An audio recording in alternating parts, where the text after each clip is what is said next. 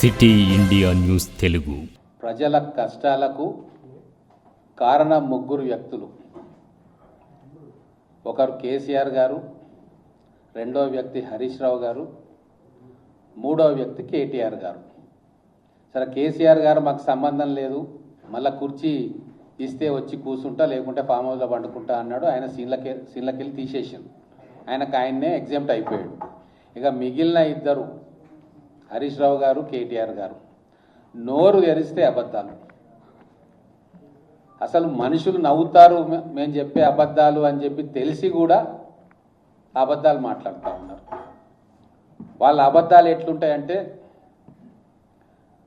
Irrigation projects మీద వాళ్ళు చెప్పే అబద్ధాలను చూస్తే ఇంకా నవ్వాలనో ఏడవాలనో తెలియదు. అసలు తెలంగాణ ఈరోజు ప్రాజెక్టులు కంప్లీట్ కాకుండా 1,80,000 కోట్ల రూపాయలు గంగలో పోసి ఈరోజు అప్పుల భారానికి కారణమైన వ్యక్తులు. వాళ్ళకు అవకాశం ఉండే తుమ్మిడిహెట్టి దగ్గర ఆ రోజు ఉన్న పరిస్థితుల దృష్ట్యా కొత్తగా ఎన్డీఏ ప్రభుత్వం అధికారంలోకి వచ్చినప్పుడు వీళ్ళకు మంచి సంబంధాలు ఉండే, అక్కడ గవర్నర్ విద్యాసాగర్ రావు గారు ఉండే. తుమ్మిడిహెట్టి ప్రాజెక్టు వాళ్ళు 150 మీటర్లకు వాళ్ళు ఒప్పుకున్నారు. అప్పుడు దాన్ని కాదని చెప్పి ప్రాణహిత చేవెళ్ళని తుంగలో దొక్కి కొత్త ప్రాజెక్ట్ కాళేశ్వరం అని తీసుకొచ్చి 1,00,000 కోట్లు ఖర్చు పెట్టి అది మునిగేటట్టు చేసి ఈరోజు తెలంగాణ రాష్ట్రానికి ప్రయోజనం లేకుండా చేసిండ్రు. భవిష్యత్ తరాలకు అప్పులు మిగిల్చారు. ఇది ఒక ఘోరమైన పొరపాటు.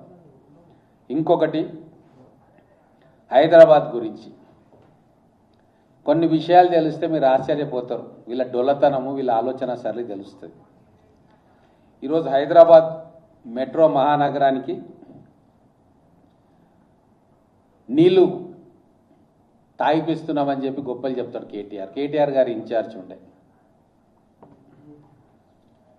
2014 తెలంగాణ రాష్ట్రం వీరి చేతికి రాకంటే ముందు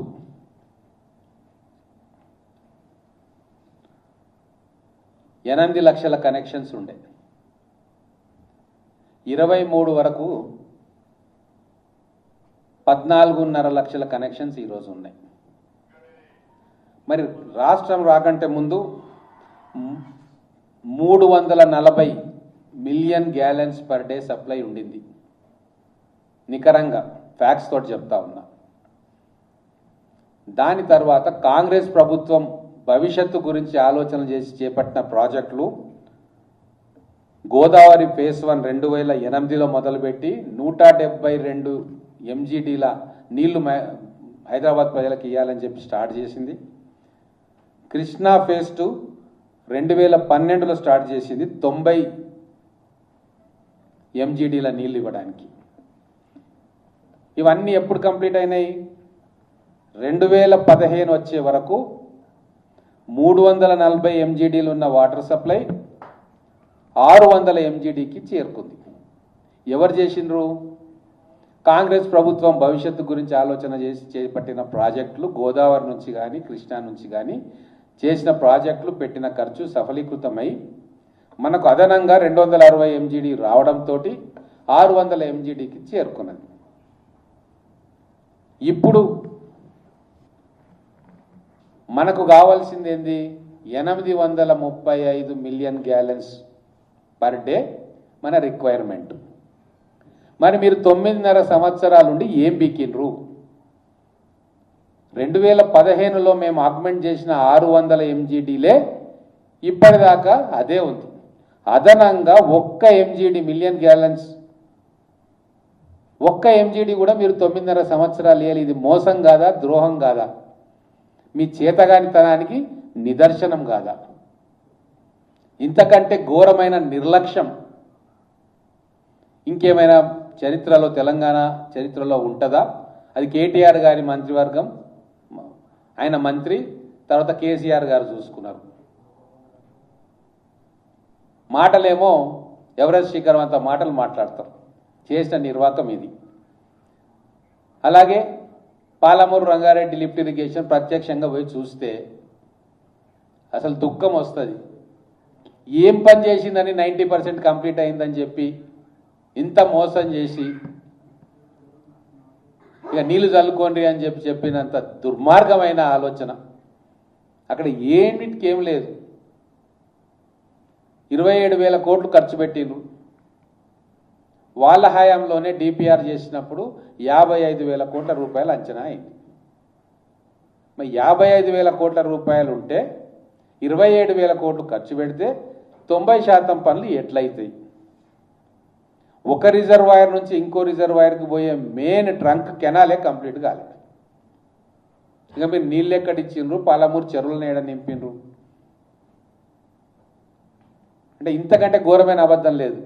2 రోజులు మేము ముఖ్యమంత్రి గారు కూడా అక్కడ కూర్చొని ఇప్పుడు ఏం కావాలి, ఎట్లా చేయాలి, ఉద్దండాపూర్ దాకా 2027 డిసెంబర్ దాకా మొత్తం నీళ్లు నింపుకోవాలనేది, ఏం చేయాలనేది ఈరోజు కార్యాచరణ మొదలైంది.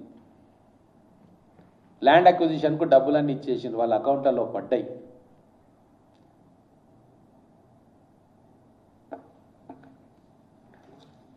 ఇట్లా తుమ్మిడిహెట్టిని బొందబెట్టి నష్టం చేసిర్రు. కాళేశ్వరం కట్టి దాన్ని కూల్చేసి 1,00,000 కోట్ల రూపాయలు అప్పుల భారం వడ్డీ మా మీద పడతా ఉంది. Palamuru Rangareddy lift irrigation complete కాకుండా ఈరోజు 85,000 కోట్లకు అంచనాలు అయినాయి, అక్కడ నష్టం జరిగింది. హైదరాబాద్ నగరంలో మంచినీటి సమస్య కోసం మీరు చేసింది ఏంది లేదు. ట్రాఫిక్ కంజెషన్ అవుతుంది హైదరాబాద్ అని చెప్పి కొత్తగా నిర్మాణాలు చేసింది లేదు. ఇప్పుడు మీరు కేవలం మేము ఏదైతే మంచి పనులు చేస్తూ ఉన్నామో మీ తప్పులను సరిదిద్ది తెలంగాణ భవిష్యత్తు కోసం పునాదులు వేస్తూ ఉన్నామో వాటిని అడ్డుకునే ప్రయత్నం తప్ప మీకు ఇంకో పని పాట లేదు. ఫ్యూచర్ సిటీ కడతాము, అక్కడ ఒక 20 లక్షల మందికి ఉద్యోగాల కల్పన చేస్తాము, ప్రపంచంలో ఉన్న కంపెనీస్ అన్నింటినీ పెడతాము అంటే ఎక్కడ పేరు వస్తుందో అని చెప్పి దాన్ని రద్దు చేస్తాము, అడ్డుకుంటామని చెప్పి ప్రయత్నాలు మొదలు పెడతా ఉన్నాం. ఈరోజు మంచినీటి వ్యవస్థను తీసుకురావాలి, గోదావరి నుంచి తెచ్చి మూసీలో, హిమాయత్ సాగర్లో, గండిపేటలో కలిపితే మూసీ పునరుజ్జీవంతో పాటు మనకు అష్యూర్డ్ వాటర్ సప్లై వస్తుంది అంటే దాని మీద లేనిపోని పెడతా ఉన్నారు. అసలు మీరు చేయాల్సిన పనులన్నీ చేయకుండా అప్పులు తెచ్చి రాష్ట్రాన్ని సర్వనాశనం చేస్తుంటే దాన్ని సరిదిద్దే ప్రయత్నం చేస్తుంది కాంగ్రెస్ ప్రభుత్వం, రేవంత్ రెడ్డి గారు. దాన్ని కూడా మీరు ప్రతి దగ్గర కూడా అడ్డు చెప్తా ఉన్నారు. రైతులకు మేమేదో గొప్ప చేసినాం అంటున్నారు. ఈరోజు 2.5 సంవత్సరాల్లో వాళ్ళు 5 సంవత్సరాల్లో రైతులకు ఇచ్చిన దానికంటే మేము ఎక్కువ ఇచ్చినాం. ప్రతి సీజన్లో వీళ్ళకు అలవాటు అయిపోయింది, సెంటర్లు ఓపెన్ చేయలేదు, రైతుల పంట కొంటలేరు. ప్రతి సీజన్లో మేము రికార్డు పంటను కొంటా ఉన్నాం. మళ్ళీ మళ్ళీ ఉత్తమ్ కుమార్ రెడ్డి గారు ఎన్నిసార్లు చెప్పినా మళ్ళా వక్రీకరించే ప్రయత్నం చేస్తాం. మొత్తం దేశంలోనే ఈరోజు యాసంగి పంట అత్యధికంగా కొనుగోలు చేసిన రాష్ట్రం తెలంగాణ రాష్ట్రం. ఇప్పటిదాకా 73 లక్షల మెట్రిక్ టన్నుల ధాన్యం కొన్నాం. అత్యధిక ఇప్పటిదాకా అందరికంటే ఎక్కువగా యాసంగి సీజన్లో ఎక్కువ కొనుగోలు కేంద్రాలు తెరిచినాం. ఎక్కడ కూడా రైతుకు ఇబ్బంది లేకుండా ఇంత ప్రయాస పడతా ఉన్నాం.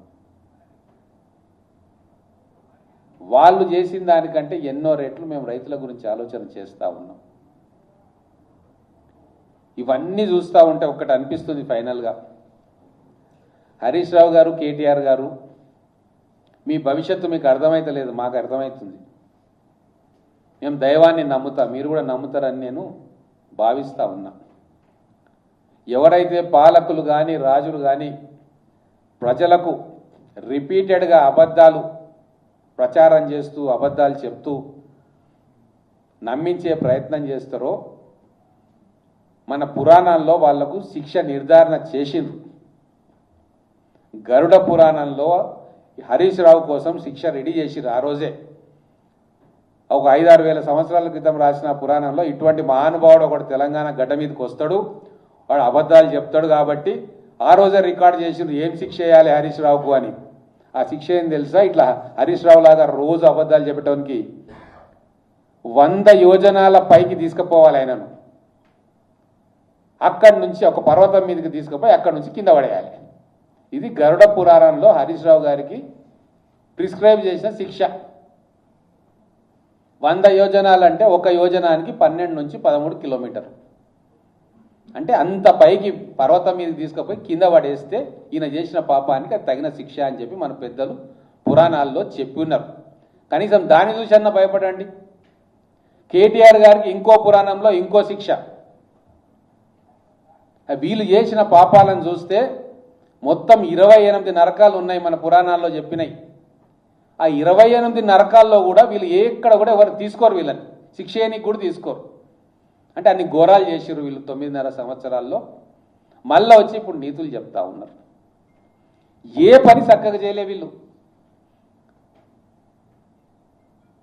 ఇప్పుడు మంచిగా చేద్దాం అనుకుంటే అన్నిట్లా కాళ్ళల్లో కట్టబెట్టాలని ప్రయత్నం చేస్తూ ఉన్నారు. మారండి ఇప్పటికైనా. మీకు మీ పార్టీ వాళ్ళు బయటికి పోయి మిమ్మల్ని తిడుతున్నా మీకు సీమ గుట్టినట్లేదు. మీ ఇంట్లో పుట్టిన బిడ్డ, మీతో పెరిగిన బిడ్డ బయటికి వచ్చి మీరు చేసిన అఘాయిత్యాలను ఘోరాలను చెప్తున్నా మీకు సీమ గుట్టినట్లేదు. లాస్ట్కు కేసీఆర్ గారు కూడా నీ వీళ్ళతోటి కాదేం కాదు, నేను ఇంట్లో వండుకుంటాను అయినా మీతో ఏమైనా చేసుకోపోండి, మీకు ఏంది శాత కాదు అన్ని తప్పు, ఇప్పటికి కూడా తప్పుదోవ చూపిస్తున్నారు ప్రజల కంటే, అది కూడా వీళ్లకు చీమ గుట్టినట్టు లేదు. ప్రజాక్షేత్రంలో మీకు దెబ్బలు తగిలినాయి, మిమ్మల్ని తిరస్కరించిండ్రు, అయినా సరే ఏదో రకంగా హెడ్లైన్స్లో ఉండాలి కాబట్టి ఏదో ఒకటి చెప్పాలి. అందుకే ఇవన్నీ చూసి కడుపు మండే రేవంత్ రెడ్డి గారు అన్నారు మన మహబూబ్ నగర్లో, మహబూబ్ నగర్ చేసిన ద్రోహానికి బీఆర్ఎస్ మొలకను మొలకెత్తనీయ మహబూబ్ నగర్ గడ్డ మీద అని చెప్పిండ్రు. కడుపులు మండుతూ ఉన్నాయి మీరు చేసిన ద్రోహాలకు. ఒక్క కుటుంబం మొత్తం 4 కోట్ల తెలంగాణ ప్రజల భవిష్యత్తును నాశనం చేసింది. ఒక్క మహబూబ్ నగర్ గడ్డ మీద కాదు, తెలంగాణ గడ్డ మీద కూడా బీఆర్ఎస్ అనే పార్టీ మొలకెత్తనీయకుండా చేస్తేనే వీళ్ళు చేసిన పాపాలకు ప్రజలు సరైన శిక్ష వేసినట్టు అవుతుంది. ఒక రాజకీయ నాయకునికి ఉన్న ఏ లక్షణం కూడా వీళ్ళకి లేదు. ఆ కుర్చీలో కూర్చోవడం, దానికోసం ఎన్ని అడ్డదారులైనా దొక్కుతారు, ఎన్ని అబద్ధాలైనా మాట్లాడతారు, ఎన్ని తప్పులనైనా ఒప్పులుగా చిత్రీకరించే ప్రయత్నం చేస్తారు. అన్నిట్లో అబద్ధాలే. ఈరోజు 90 టీఎంసీల నీరు కృష్ణానదిలో పాలమూరు జిల్లాకు, నల్లగొండ జిల్లాకు ఇప్పించే ప్రయత్నం చేస్తూ ఉన్నారు రేవంత్ రెడ్డి గారు. ఖచ్చితంగా అది వస్తుంది. కేంద్రమే ఒప్పుకొని మాట్లాడింది. ఆ ఎన్ఓసి మీరు ఇవ్వండి అని చెప్తా ఉంది. అంటే తెలంగాణ ప్రజలకు లాభం జరుగుతుంటే, రేవంత్ రెడ్డి గారికి పేరు వస్తూ ఉంటే సహించలేరు. వాళ్ళ హయాంలో చేయగలిగినరా? కేంద్రం నుంచి ఒక్కరోజైనా సానుకూల వాతావరణంలో వాళ్ళు మాట్లాడినరా? ఈరోజు కేంద్రం అడుగుతూ ఉంది 90 టీఎంసీలు ఎన్ఓసి ఇవ్వండి అని చెప్పి. అలాగే గోదావరి నీళ్లను కృష్ణా బేసిన్లకు తీసుకురావాలి, తెలంగాణ మొత్తం కూడా సస్యశ్యామలం చేయాలన్న ఆలోచన కేంద్రం ముఖ్యమంత్రి గారు కలిసి చేస్తూ ఉన్నారు. అది కూడా వీళ్ళకి కంటగింపు అవుతూ ఉంది. నీళ్ళు ఇక్కడ పోయొద్దు, నీళ్ళు అక్కడ పోయొద్దు, మొత్తం కేసీఆర్ ఫామ్ హౌస్లో పోసుకోవాలి నీళ్ళు. అదేనా నువ్వు అనేది? కాలువలు తీసుకొని పోయి మల్లన్న సాగర్ నుంచి తీసుకుపోయి ఎడవోసుకున్నారు మీరు. 3-4 ఎకరాల చెరువులాగా బావి తోయి దాంట్లో వేసుకున్నారు. అప్పుడు మీకు సంతోషం.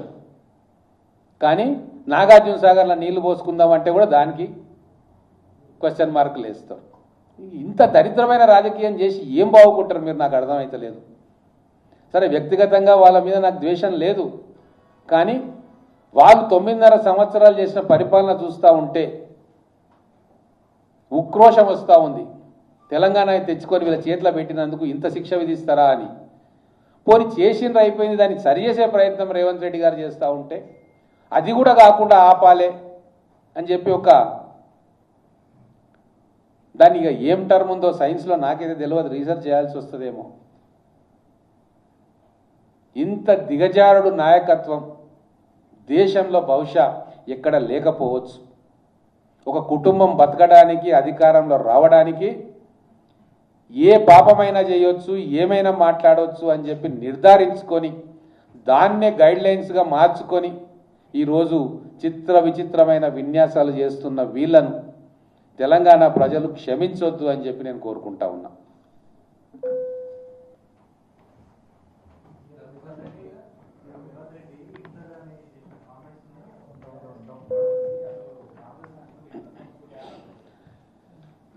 ఈయన ప్రశ్నకు అసలు హిట్లర్ రేవంత్ రెడ్డి గారు అన్న మాట మన పర్యావరణాన్ని రక్షించడానికి, వీళ్ళ హయాంలో విధ్వంసమైన చెరువులను రక్షించడానికి, భూముల కబ్జా నుంచి ఆ కబ్జాను విముక్తి చేయడానికి, ఆ హైడ్రా నిరంకుశంగా వ్యవహరిస్తుంది అని చెప్పడానికి హిట్లర్ భాష వాడిండు. ఇదే కేసీఆర్ ఇదే సబ్జెక్ట్లో నేను హిట్లర్ లాగా ఉంటా, అంతకంటే గొప్ప, అంతకంటే పెద్దోన్లాగా ఉంటా, అంతకంటే నిరంకుశంగా వ్యవహరిస్తా అని చెప్పి కేసీఆరే చెప్పిండు. కేసీఆర్ చెప్పిన మాటనే రేవంత్ రెడ్డి చెప్పిండు. మరి కేసీఆర్ చెప్పినప్పుడు బల్లలు జరిచినావు కదా కొడుకుగా, మరి అదే మాట ఇప్పుడు రేవంత్ రెడ్డి గారు చెప్తే నీకెందుకు ఉక్రోషం? దానికి వక్ర భాష్యాలు ఎందుకు? దాంట్లో కూడా మీ అతి తెలివిని ప్రదర్శిస్తూ ఉన్నారు. ఇప్పుడు సోషల్ మీడియాలో కేసీఆర్ అన్న మాటలన్నీ వైరల్ అవుతూ ఉన్నాయి. అదే మాటని ఈయన రిపీట్ చేసిండు. దాంట్లో తప్పెక్కడ ఉంది కేటీఆర్ నాకైతే అర్థమైతలేదు. ఇప్పటికీ కొన్ని వేల కోట్ల రూపాయల విలువ గల భూములను హైడ్రా కాపాడింది. ఈరోజు ఇది వాస్తవం. ఏ బిల్డర్ కూడా అది గవర్నమెంట్కు దగ్గరనా గవర్నమెంట్కు వ్యతిరేకంగానా ఏ చెరువునైనా కబ్జా చేసే ప్రయత్నం కళ్ళలో కూడా చేస్తలేడు. ఎందుకంటే రేవంత్ రెడ్డి గారు హైడ్రా వచ్చి వాటిని నీలమట్టం చేస్తుందని చెప్పి తెలుసు. కాబట్టి కాంగ్రెస్ పార్టీ లేదు, బీఆర్ఎస్ పార్టీ లేదు, అదానీ లేదు, అంబానీ లేదు, మోడీ లేదు, ఎవరు లేదు. చెరువులను ఎవరు కబ్జా చేసినా, ఏ బిల్డర్ కబ్జా చేసినా, ఏ రియాల్టర్ కబ్జా చేసినా రికార్డులను పరిశీలించి కబ్జా అని తేలితే నీలమట్టం చేయడమే హైడ్రా పని. అది సమర్థవంతంగా పనిచేస్తుంది. దానికి సంపూర్ణంగా ముఖ్యమంత్రి గారు మద్దతు ఇస్తూ ఉన్నారు. అందుకే హిట్లర్ లాగా నీలమట్టం చేస్తాం, హిట్లర్ అవతారం ఎత్తుతుంది హైడ్రా అని చెప్పి చెప్పిండ్రు. అది భవిష్యత్తు హైదరాబాద్ నగర పౌరుల కోసం, రేపు భవిష్యత్ తరాల కోసం ఈ సరస్సులను కాపాడాలి, ఎన్విరాన్మెంట్లు కాపాడాలి, స్వచ్ఛమైన గాలి భవిష్యత్ తరాలకు ఇవ్వాలని చెప్పి కఠినంగా వ్యవహరిస్తామని అని చెప్పడానికి ఆ ఉపమానం వాడింది.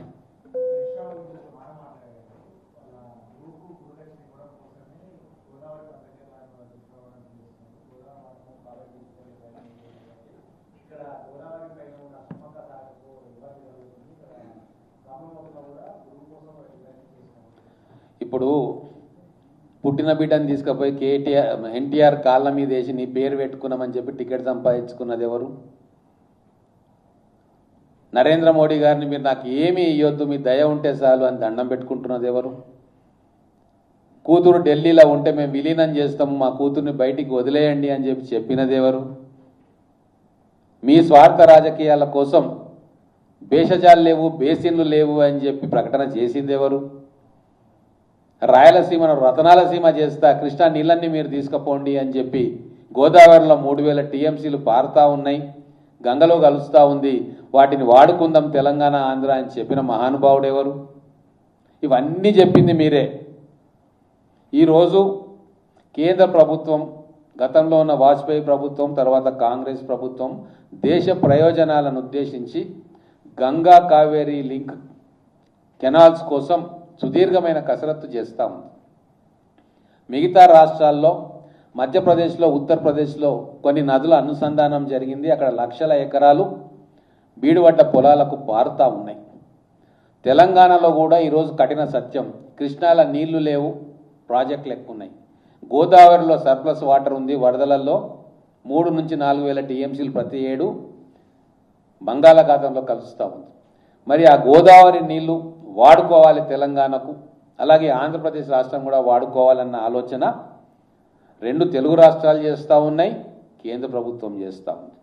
దీనికి ఒక సొల్యూషన్ పోలవరం నుంచి తీసుకోవాలని వాళ్ళు అంటున్నారు. నాగార్జున సాగర్లో వేస్తే మాకు కూడా ఉపయోగపడుతుంది అని చెప్పి తెలంగాణ అంటూ ఉంది. దానికి కొనసాగింపుగా కృష్ణాలో 90 టీఎంసీ పాలమూరు రంగారెడ్డికి ఎన్ఓసి ఇయ్యమని చెప్పి ఈ వాదన కూడా మేము తెర మీదకి తెస్తా ఉన్నాం. అంటే ఒక మెట్టు దిగైన గోదావరిలో బంగాళాఖాతంలో కలుస్తున్న నిష్ప్రయోజనంగా ఉన్న నీటిని తెలంగాణ వాడుకోవాలి, సస్యశ్యామలం కావాలన్న ఒక ఆలోచనతోటి రేవంత్ రెడ్డి గారు మాట్లాడుతూ ఉంటే, మీకు ఎంపీ సీట్ల కోసం నీళ్ళు ఇస్తా అని చెప్పినోడివి ఈరోజు ఇంత పకడ్బందీగా కేంద్రాన్ని ఒప్పించే ప్రయత్నం చేస్తున్న ముఖ్యమంత్రి రేవంత్ రెడ్డి గారి పనులను తప్పుపట్టే ప్రయత్నం నువ్వు చేస్తున్నావంటే ఎంత దిగజారిన ఆలోచనలు. రోజు ఒక అబద్ధం సృష్టించి ఈ ప్రభుత్వం మీద బట్టగాల్చి మీద వేయాలన్న ఒక ఆలోచన మీరు చేస్తూ ఉన్నారు. వాస్తవంగా ఈరోజు శ్రీశైలంలో వేయడానికి ఇబ్బందులు ఉన్నాయి, కానీ శ్రీశైలం మనకు 90 టీఎంసీలు పాలమూరు రంగారెడ్డికి అఫీషియల్గా వస్తే అష్యూర్డ్ వాటరు అక్కడి నుంచి డ్రా చేసుకోవచ్చు. ఒకవేళ ఒప్పుకుంటే కేంద్రము పక్క రాష్ట్రం ఒప్పుకుంటే నాగార్జున సాగర్లో మనకు నీళ్లు వేసుకోగలిగితే నల్లగొండ ఖమ్మం జిల్లాలకు, అలాగే హైదరాబాద్ డ్రింకింగ్ వాటర్కు, వీలైతే రివర్స్ పంపింగ్ ద్వారా మహబూబ్ నగర్లో కొన్ని ప్రాంతాలకు తీసుకుపోయే ఆలోచన చేయొచ్చు. ఇన్ని ఆప్షన్స్ మేము ఆలోచన చేస్తూ ఉన్నాం. అక్కడ డిండి ప్రాజెక్ట్ ఉంది, అక్కడి నుంచి నీళ్లు తీసుకుపోవచ్చు. మీరు ఏమీ చేయలేదు. 9.5 సంవత్సరాలు గిల్లి కజ్జాలు పెట్టుకున్నారు. సీట్ల కోసమేమో జగన్మోహన్ రెడ్డితో దోస్తానా చేసి అక్కడ సంగమేశ్వర ప్రాజెక్టు కావచ్చు, ముచ్చుమరి ప్రాజెక్టు కావచ్చు, మిగతా ప్రాజెక్టులకు మీరు అనుమతి ఇచ్చి కళ్ళు మూసుకొని కూర్చున్నారు. ఈరోజు మా వాటా తీసుకుంటూ మా భూములకు నీళ్లు రావాలని కోరుకుంటూ కేంద్రాన్ని ఒప్పించుకుంటూ అవతల రాష్ట్రానికి కూడా సమాధానపరిచే ప్రయత్నం చేసుకుంటూ అందరికీ ఉపయోగపడేటట్టుగా సముద్ర పాలవుతున్న గోదావరి జలాలను బీడు భూములకు మళ్లించాలని చెప్పి ఒక భగీరథ ప్రయత్నం చేస్తున్న ముఖ్యమంత్రి గారిని మీరు ప్రశంసించాలి. మీతో చేతగాని పనిని ముఖ్యమంత్రి గారు చేస్తూ ఉన్నారు.